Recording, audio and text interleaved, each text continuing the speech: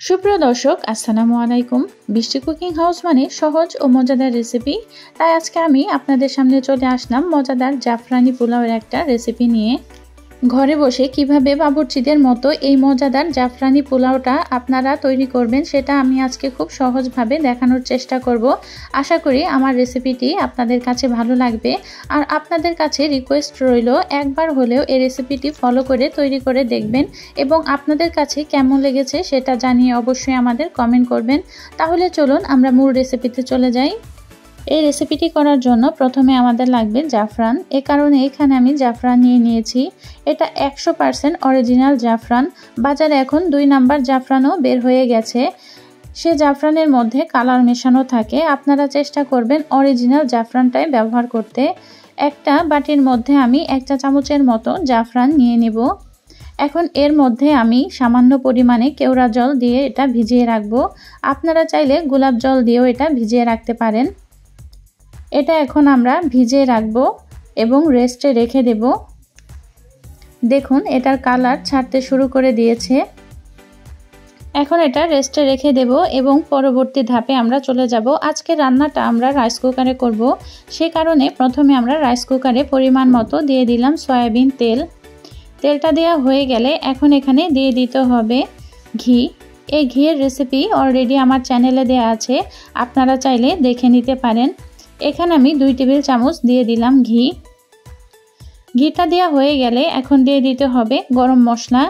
গরম মশলা বলতে এখানে আমি 5টা এলাচ, 4 টুকরো দারচিনি এবং 3টা তেজপাতা দিয়ে দিলাম। এখন তেল এবং ঘিয়ের সাথে মশলাটাকে খুব ভালোভাবে ভেজে নিতে হবে। যখন সুন্দর একটা অ্যারোমা বের হবে তখন এখানে দিয়ে দিতে হবে 2 টেবিল চামচ পেঁয়াজ কুচি। পেঁয়াজ দেওয়া হয়ে গেলে এখন পেঁয়াজটাকেও তেলের সাথে খুব ভালোভাবে ভেজে নিতে হবে। পেঁয়াজটাকে আমরা খুব কালার করে ভাজবো না। যখন হালকা একটু নরম হয়ে যাবে তখন এখানে দিয়ে দিতে হবে 1 টেবিল চামচের মতো আদা ও রসুনের পেস্ট। এখানে আদা ও রসুন একসাথে মিক্স করা আছে। এখন আদা রসুনটাকে একটু তেলের মধ্যে ভেজে নিতে হবে যাতে এর কাঁচা গন্ধটা চলে যায়। এখন দিয়ে দিলাম স্বাদ মতো লবণ। লবণটা দিয়ে আবার একটু ভেজে নিতে হবে। যখন মশলাটা ভালোভাবে ভাজা হয়ে যাবে তখন এখানে দিয়ে দিতে হবে ধুয়ে রাখা পানি ঝরানো পোলাওয়ের চাল। এখানে আজকে আমরা নিয়েছি 3 কাপের মতো পোলাওয়ের চাল। এখন চালটাকেও খুব ভালোভাবে সময় নিয়ে ভেজে নিতে হবে। চালটা যত সুন্দর করে ভাজা হবে পোলাওটা ততটা ঝরঝরে হবে। ভাজা হয়ে গেলে আমরা এখানে দিয়ে দিব দুধ এবং পানি। এখানে আমরা 3 কাপ চালের জন্য নিয়েছি 3 কাপ দুধ এবং 3 কাপ পানি। মোট 3 কাপ চালের জন্য 6 কাপ পরিমাণে পানি ব্যবহার করতে হবে। এখানে আমি তাই 3 কাপ দুধ এবং 3 কাপ পানি দিয়ে দিয়েছি। আপনারা চাইলে 6 কাপ পানির মধ্যে গুঁড়ো দুধ গুলিয়ে নিতে পারবেন। এখন দিয়ে দিতে হবে কাঁচামরিচ। এখানে আমরা 5টা কাঁচামরিচ দিয়ে দিলাম। এটা শুধু টেস্টের জন্য। দিয়ে দিলাম কিছু কিশমিশ। এবার ভালোভাবে আবারও একটু নেড়ে দিচ্ছি। এ পর্যায়ে ঢাকনাটা দিয়ে দিতে হবে। বলক আসা পর্যন্ত আমাদের অপেক্ষা করতে হবে। যখন বলক চলে আসবে ঢাকনাটা খুলে আবারও একটু নেড়ে দিতে হবে। ভালোভাবে চালগুলো আবার একটু নেড়ে ছেড়ে ঢাকনা দিয়ে আবারও আমাদের রান্না করতে হবে।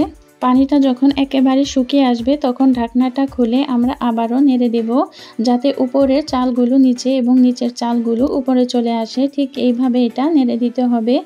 ভালোভাবে যখন এটা উপর নিচ করা হয়ে যাবে তখন আবারও এটা আমরা ঢাকনা দিয়ে দমে বসিয়ে রাখবো। 5 মিনিটের মতো দমে বসানোর পরে আমরা আবারও ঢাকনাটা খুলে নিলাম এবং এর উপরে আমরা 2টা দাগ কেটে নেব।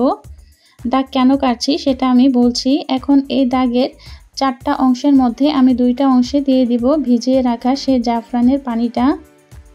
ভালোভাবে 2 সাইডে আমরা এই জাফরানের পানিটা দিয়ে দিব। কেওড়ার পানিতে এই জাফরানটা ভেজানোর কারণে খুব সুন্দর একটা কালারও চলে এসেছে এবং সুন্দর একটা অ্যারোমাও বের হবে। যখন এর 2 পাশেই জাফরান মেশানো পানিটা দেয়া হয়ে যাবে তখন এর উপরে আমরা কেটে রাখা বাদাম কুচি দিয়ে দিব। আপনারা যে কোনো বাদাম কুচি এখানে ব্যবহার করতে পারেন। বাদাম কুচি দেয়া হয়ে গেলে এখন আমরা এর উপরে কিছু কিশমিশ দিয়ে দিব। কিশমিশ দেয়া হয়ে গেলে আমরা আবারও এটা দমে বসিয়ে রাখবো 5 মিনিটের মতো। এখন এটা 5 মিনিটের মতো দমে বসিয়ে রাখলেই আমাদের মজাদার এই জাফরানি পোলাওটা রেডি হয়ে যাবে। ফিরে এলাম 5 মিনিট পরে। এটা খোলার পরে যে সুন্দর একটা অ্যারোমা বের হচ্ছে, আপনারা এটা যদি বাসায় তৈরি করে না দেখেন তাহলে কখনোই বুঝতে পারবেন না। এখন এটা আমরা একটু নেড়ে মিশিয়ে নেব। দেখুন এর কালারটা কতটা সুন্দর এসেছে। আপনারা যদি অথেন্টিক এই জাফরানি পোলাওটা বানাতে চান তাহলে অবশ্যই আপনাদের জাফরান ব্যবহার করতে হবে, কেওড়ার জল ব্যবহার করলে চলবে না, কারণ জাফরানের নিজস্ব একটা ফ্লেভার থাকে। আমাদের ভিডিওগুলো আপনারা কে কোথা থেকে দেখছেন অবশ্যই আমাদের কমেন্ট করে জানাবেন। আশা করি আমার আজকের এই মজাদার এবং সহজ রেসিপিটি আপনাদের কাছে ভালো লেগেছে। ভালো লাগলে অবশ্যই আমাদের সাথে থাকবেন। আজ তাহলে এ পর্যন্তই। পরবর্তী আবারও কোনো সহজ ও মজাদার রেসিপি নিয়ে আপনাদের সামনে হাজির হব। সে পর্যন্ত সকলেই ভালো থাকবেন, সুস্থ থাকবেন। আল্লাহ হাফেজ।